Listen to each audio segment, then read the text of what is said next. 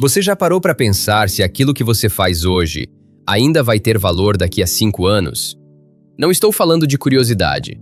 Estou falando daquela pontada silenciosa que aparece quando você lê sobre IA, automação, o futuro do trabalho e sente um desconforto pequeno, mas persistente. Você não entra em pânico. Você não sai correndo para fazer um curso aleatório. Mas fica aquela tensão baixa, constante. Será que eu deveria estar fazendo algo diferente? E o pior, você não sabe exatamente o quê. Porque o mundo não te dá um mapa claro, te dá manchetes dramáticas, gurus prometendo que tudo vai mudar ou que nada vai mudar. E no meio disso você, pessoa responsável, inteligente, com contas para pagar, fica sem saber onde investir seu tempo. E aí vem a culpa. Porque você sente que deveria estar estudando algo. Mas estudar o quê? Baseado em quê? Todo mundo tem uma opinião. Ninguém te dá um critério. Então você congela. Ou pior, estuda coisas aleatórias só para aliviar a ansiedade, sem saber se aquilo realmente te protege. Se isso parece familiar, você não está sozinho. E você não está atrasado. Você está vivendo uma tensão que é esperada em qualquer pessoa que leva sua carreira a sério. A tensão entre querer se preparar para o futuro e não conseguir prever o futuro. Mas aqui está a boa notícia. Você não precisa prever o futuro para se proteger dele. Você só precisa de critérios. Critérios simples, reutilizáveis, que te permitam olhar para qualquer habilidade, a sua ou qualquer outra, e responder com clareza: isso vai durar ou não? E é isso que a gente vai construir juntos hoje. Não vou te dar uma lista de profissões do futuro. Nem vou te assustar com o apocalipse da automação. Vou te dar algo mais útil. Um sistema de pensamento. Uma forma de olhar para sua própria carreira e responder, de forma adulta e racional: onde eu devo investir meu tempo? Porque o problema nunca foi falta de informação. O problema é falta de estrutura para processar essa informação. Vamos resolver isso agora. Então, antes de mais nada, vamos reduzir isso a algo controlável. A ansiedade que você sente não é sobre o futuro, é sobre incerteza sem estrutura. Porque se você soubesse exatamente o que vai acontecer nos próximos 5 anos, você não teria medo, você teria um plano. Mas como ninguém sabe, você fica preso nessa espiral. E se eu investir tempo na coisa errada? E se eu ficar obsoleto enquanto todo mundo já sabia o caminho? E aqui está o ponto que muda tudo. Você não consegue prever o futuro. Ninguém consegue. Mas você não precisa. Porque a pergunta certa não é o que vai acontecer. A pergunta certa é: o que torna uma habilidade durável? Essa é a diferença entre tentar adivinhar o futuro e se preparar para ele de forma inteligente. Deixa eu te mostrar o que eu quero dizer. Pensa em 2 pessoas. Pessoa E passa 6 meses estudando a profissão do futuro, porque todo mundo disse que era o caminho certo. Ela aprende ferramentas específicas, segue tendências, consome conteúdo sobre o que vai explodir. Mas ela não sabe por que aquilo é durável. Ela não tem critérios próprios. Pessoa B não tenta adivinhar. Ela entende o que torna qualquer habilidade resistente a mudanças. Ela olha para a própria carreira, identifica onde está vulnerável, onde está protegida, e escolhe o próximo movimento com base em estrutura, não em palpite. Quem está mais preparado? A pessoa B. Porque ela tem algo que a pessoa A não tem: autonomia intelectual. Ela não depende de guru, de tendência, de manchete. Ela tem um sistema de pensamento. E é isso que você vai ter ao final desse vídeo. Porque o objetivo aqui não é te dar respostas prontas. É te dar a capacidade de pensar por conta própria sobre durabilidade de habilidades. Então vamos ao que importa. O que exatamente torna uma habilidade resistente ao tempo? Aqui está a estrutura. Existem 5 critérios principais que determinam se uma habilidade vai durar ou não. Não são regras mágicas, são padrões observáveis, lógicos, que funcionam em qualquer contexto. Vou te apresentar cada um. E no final, você vai conseguir olhar para qualquer coisa que você faz, ou qualquer coisa que você pensa em aprender, e responder com clareza: isso é durável ou não? Vamos lá. O primeiro critério é o grau de repetibilidade versus o grau de contexto único. Toda habilidade pode ser colocada numa escala. De um lado, tarefas altamente repetíveis, que seguem um padrão previsível. Do outro, tarefas que dependem de contexto único, de nuance, de situação específica. Quanto mais repetível, mais fácil de automatizar. Quanto mais dependente de contexto único, mais difícil de substituir. Exemplo simples: processar dados de forma padronizada, altamente repetível. Máquinas fazem melhor e mais rápido.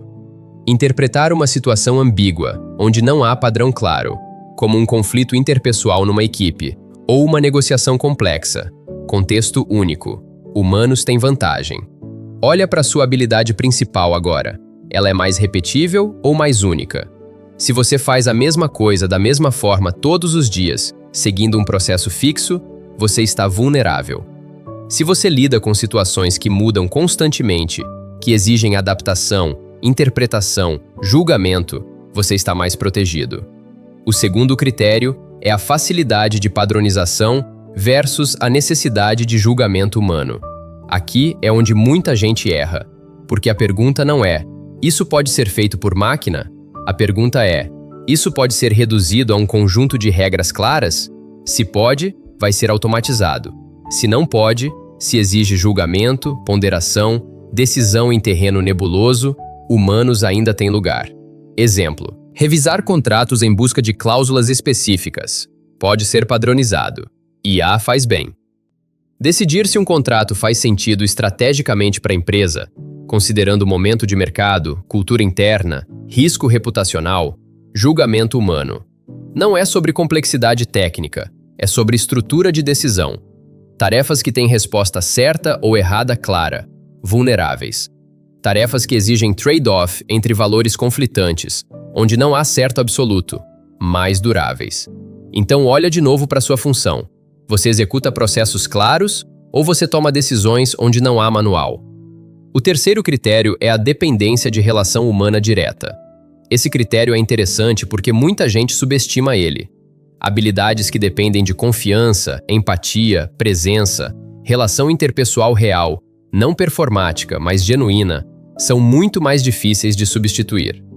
Não porque máquinas não conseguem simular empatia, elas já simulam, mas porque humanos ainda precisam de humanos para certas coisas. Exemplo: atendimento ao cliente em situação de estresse emocional alto, precisa de humano.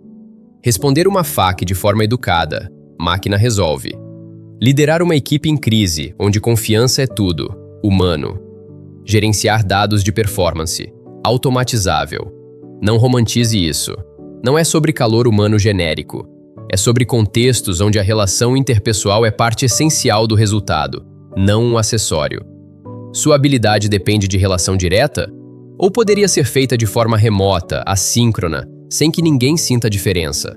O quarto critério é a velocidade de evolução da base técnica. Aqui a lógica é simples. Quanto mais rápido a tecnologia por trás da sua área evolui, mais rápido você precisa se atualizar, e maior o risco de obsolescência se você parar. Exemplo: trabalhar com uma tecnologia de ponta que muda radicalmente a cada 2 anos. Alta velocidade de evolução. Você precisa estudar sempre. Trabalhar com princípios fundamentais que mudam devagar, como comunicação, lógica, estrutura de pensamento estratégico. Baixa velocidade. Duram décadas. Isso não significa que áreas de alta velocidade são ruins, mas significa que você precisa estar consciente. Nessa área, parar de estudar é risco imediato. Se você está numa área de base técnica estável, você tem mais margem. Se está numa área de mudança rápida, precisa de rotina de atualização constante. Qual é o seu caso?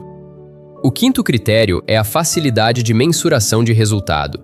Esse critério é o mais subestimado e talvez o mais importante, porque aqui está a lógica. Se o resultado do seu trabalho pode ser medido de forma clara, objetiva, quantificável, ele pode ser comparado. E se pode ser comparado, pode ser otimizado. E se pode ser otimizado, pode ser automatizado. Exemplo: digitar documentos. Resultado mensurável, quantidade de páginas, tempo, precisão. Automatizado décadas atrás. Criar uma estratégia de marketing que funciona, mas ninguém sabe exatamente por quê. Difícil de mensurar, difícil de otimizar, difícil de automatizar. Isso não significa que coisas mensuráveis são ruins. Significa que você precisa estar ciente. Quanto mais mensurável, mais fácil de substituir. Habilidades onde o valor é subjetivo, difuso, difícil de quantificar, mesmo que sejam menos objetivas, têm mais proteção. Pensa no teu trabalho. O resultado que você entrega pode ser reduzido a números simples? Ou tem uma camada de interpretação, contexto, valor percebido que não cabe numa planilha? Então, resumindo os 5 critérios: repetibilidade versus contexto único, padronização versus julgamento humano, dependência de relação humana direta, velocidade de evolução da base técnica, facilidade de mensuração de resultado. Esses são seus critérios. Não para prever o futuro, mas para mapear risco. Se sua habilidade pontua alto em repetibilidade, padronização e mensuração, e baixo em relação humana e julgamento, você está vulnerável. Se pontua alto em contexto único, julgamento, relação direta, você está mais protegido. E se está numa área de evolução técnica rápida, você precisa de rotina de estudo constante. Simples assim. Agora vamos aplicar isso para você ver como funciona na prática. Vou pegar 3 habilidades diferentes e passar pelos 5 critérios. Assim você entende como pensar com esse sistema. Primeiro exemplo: análise de dados básica, como Excel, SQL, dashboards básicos. Repetibilidade alta.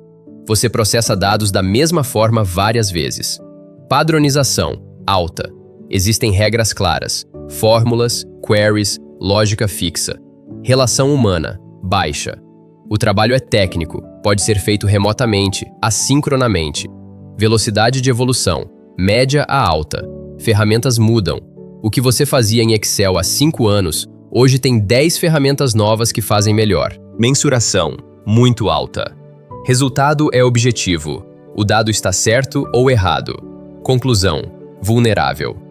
Se você só faz isso, está em risco médio a alto. Mas atenção, se você usa a análise de dados como ponte para algo maior, como interpretar os dados e influenciar decisões estratégicas, aí muda tudo. Porque agora você adicionou julgamento e contexto. Então não é que a análise de dados vai acabar.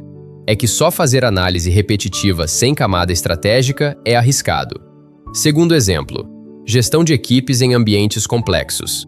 Repetibilidade baixa. Cada situação é única. Cada pessoa é diferente. Padronização baixa. Não tem script para resolver conflito interpessoal real. Não tem manual para construir confiança. Relação humana altíssima. É o núcleo do trabalho. Velocidade de evolução baixa. Princípios de liderança são relativamente estáveis ao longo do tempo. Mensuração difícil. Você pode medir resultados de equipe, mas não consegue isolar quanto da melhora foi você versus outras variáveis. Conclusão: durável, muito protegido contra a automação. Mas atenção, essa habilidade exige desenvolvimento contínuo em comunicação, empatia, estratégia interpessoal. Terceiro exemplo: criação de conteúdo escrito, como artigos, posts, roteiros. Repetibilidade média a baixa. Depende. Se é conteúdo genérico, padrão SEO, alta repetibilidade. Se é conteúdo autoral, perspectiva única, baixa. Padronização média. Dá para padronizar estrutura, tom, formato. Mas voz autoral, insight genuíno, não. Relação humana média. Você não interage diretamente, mas o conteúdo cria conexão. Velocidade de evolução média. Ferramentas mudam, IA generativa, por exemplo, mas o valor de perspectiva única não muda. Mensuração média. Dá para medir engajamento, cliques, mas impacto real, difícil. Conclusão: depende de como você cria. Conteúdo massificado, genérico, escala industrial, vulnerável. Conteúdo com voz única, insight específico, ângulo próprio, durável. Percebe o padrão? Não existe profissão do futuro genérica. Existe forma de exercer qualquer profissão que te protege ou te expõe. Você pode ser analista de dados durável, se agregar camada estratégica. Você pode ser criador de conteúdo vulnerável, se só reproduzir padrões massificáveis. O critério não é o que você faz, é como você faz. E agora você tem um sistema para avaliar isso sozinho. Então, o que você faz com isso? Primeiro, respira. Porque você não precisa mudar sua vida inteira hoje. Você só precisa fazer um exercício simples. Pega sua habilidade principal, Aquela coisa que você faz no dia a dia, que paga suas contas. E passa pelos 5 critérios. Seja honesto. Onde você está vulnerável? Onde você está protegido? Se você perceber que está vulnerável em 3 ou 4 critérios, ok. Não entre em pânico. Você tem tempo, mas tem trabalho a fazer. E aqui está o próximo passo. Adicione uma camada de proteção. Não mude de carreira. Não peça demissão. Não jogue fora o que você construiu. Adicione uma camada. Exemplos. Se você só executa processos repetitivos, comece a interpretar os resultados e sugerir mudanças estratégicas. Se você só trabalha sozinho, sem relação interpessoal, procure oportunidades de liderar, influenciar, construir confiança. Se você trabalha numa área de alta velocidade técnica, crie uma rotina mínima de atualização. Não precisa ser todo dia, mas precisa ser consistente. Não é sobre virar outra pessoa, é sobre adicionar complexidade ao que você já faz. Porque quanto mais camadas de proteção você tiver, contexto, julgamento, relação, interpretação, mais difícil você é de substituir. Simples assim. E se você não sabe por onde começar, aqui vai uma pergunta guia. O que eu poderia aprender ou desenvolver que tornaria meu trabalho atual mais difícil de automatizar? Não é sobre mudar tudo, é sobre proteger o que você já tem. Olha, se tem uma coisa que eu quero que fique desse vídeo é o seguinte: você não precisa prever o futuro para se preparar para ele. Você só precisa de critérios. E agora você tem. Não é sobre certeza, é sobre clareza. Não é sobre nunca sentir medo.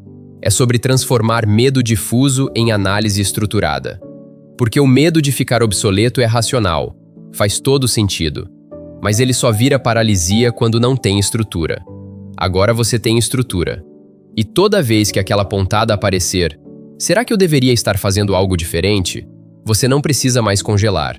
Você pega os 5 critérios, você avalia, você decide, com clareza. E se você perceber que precisa adicionar uma camada de proteção, você faz, sem drama, sem desespero, um passo de cada vez. Porque você não está atrasado, você está em transição. E transição não exige pressa, exige direção. Se esse tipo de clareza te ajuda, se você valoriza ter um mapa ao invés de uma promessa, você sabe onde me encontrar. A gente continua construindo isso juntos aqui.